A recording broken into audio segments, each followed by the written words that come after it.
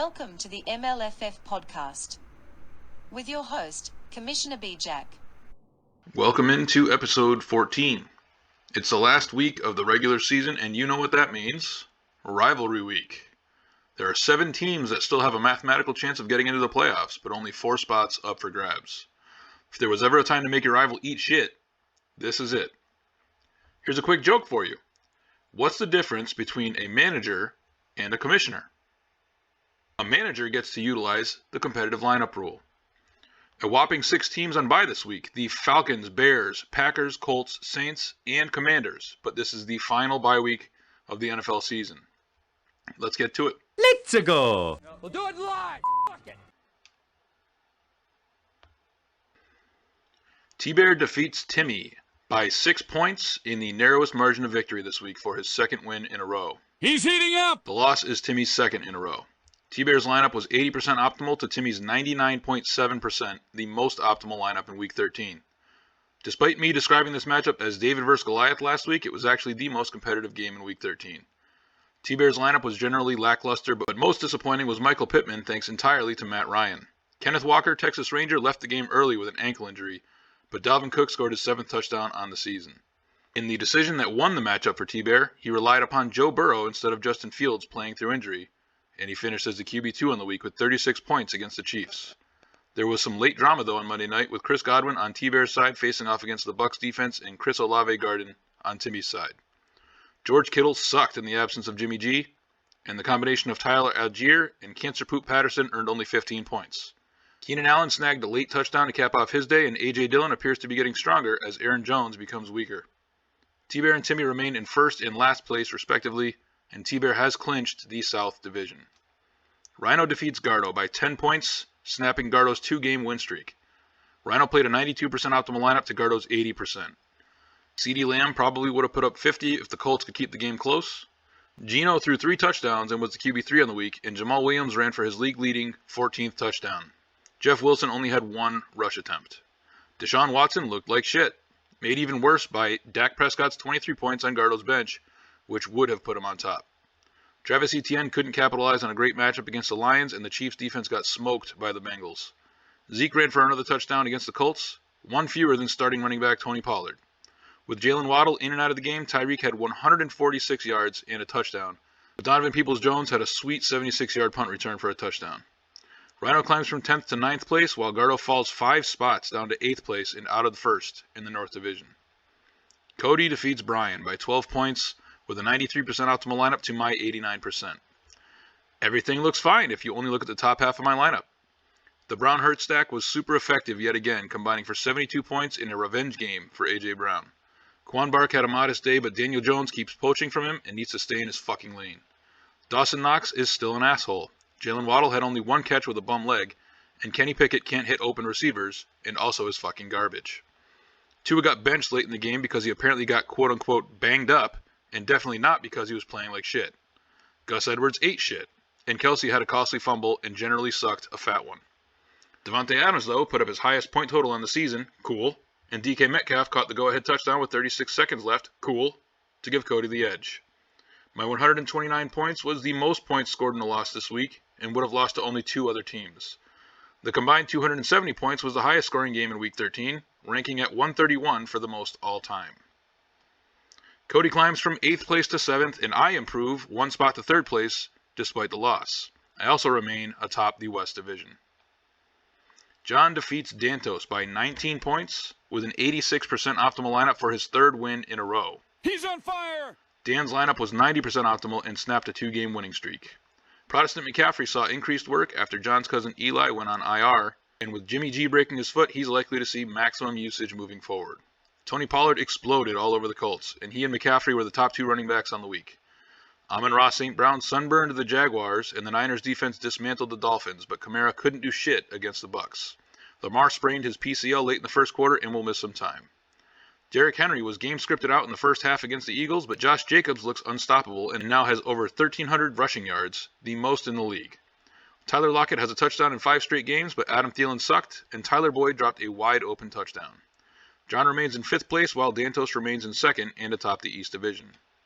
Jake defeats Ben by 24 points with a 94% optimal lineup to Ben's 74%, the least optimal in Week 13.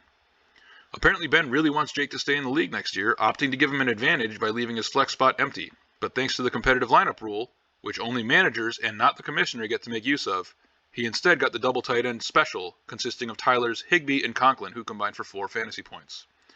Marvin Jones had only 1 reception, and Jameson Williams had only 1 target in his first NFL game.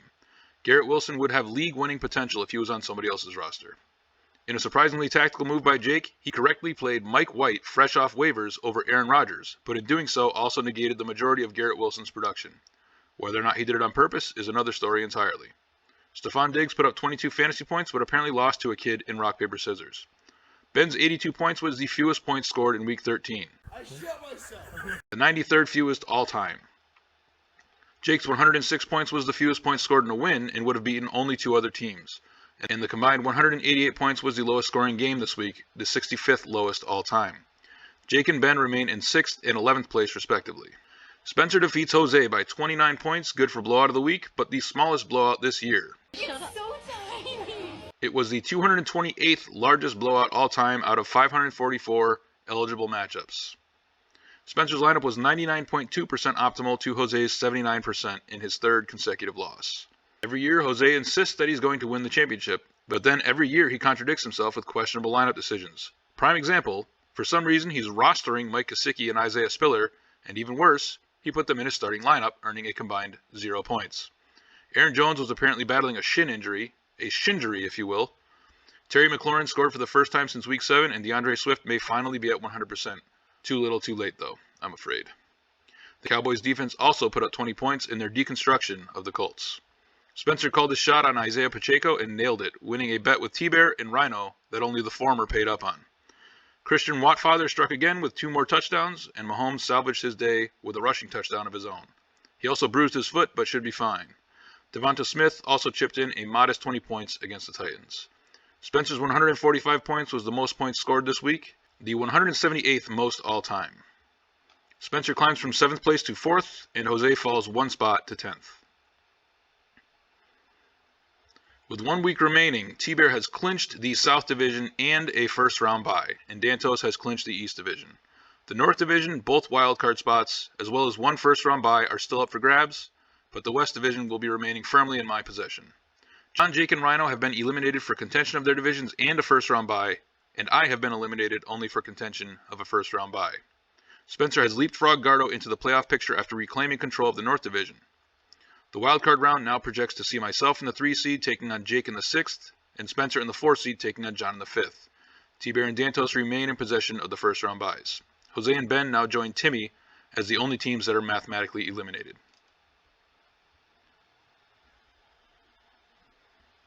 7-6 Spencer versus 2-11 Timmy. Spencer's a 25-point favorite in the widest projected margin this week. He won by 18 back on opening week. He's also 7-1 against Timmy all time. Not much of a rivalry, am I right? Timmy has the lowest projected score this week, thanks mostly to having a whopping 5 players on bye, and at 184 points this matchup has the lowest combined projection in Week 14. Timmy's going to give it his all, but this one might already be decided. 10-3 T-Bear versus 7-6 Jake. Jake's a 22-point underdog here, but 4-4 against T-Bear all time. Jake lost their last meeting by 31 to kick off the season. T-Bear's riding a 2-game winning streak, and his 127 points is the second highest projection on the week. But with nothing to lose, I could see him pulling some starters to help Jake out and keep him in the league next season.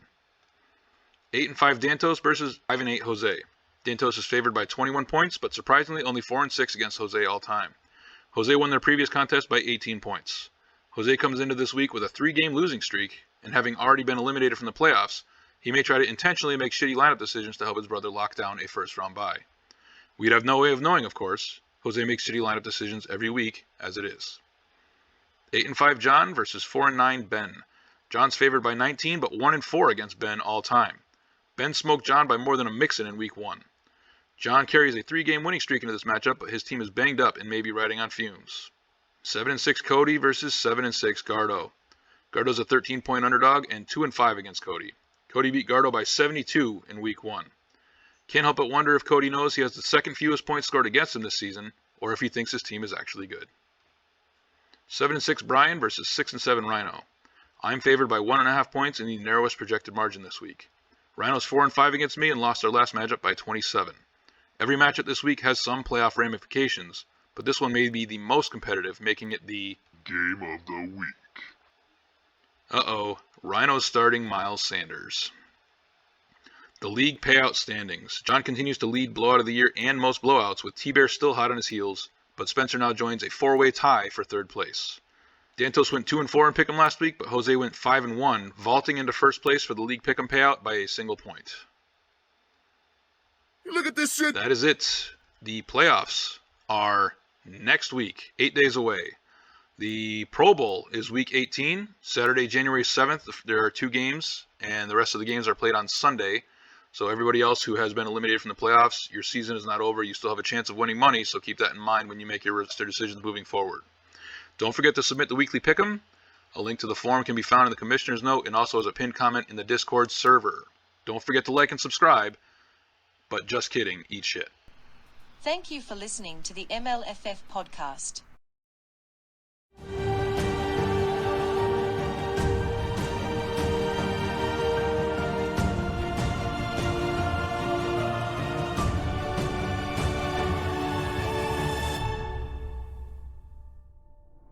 Do it live. I'll write it and we'll do it live. And thing sucks.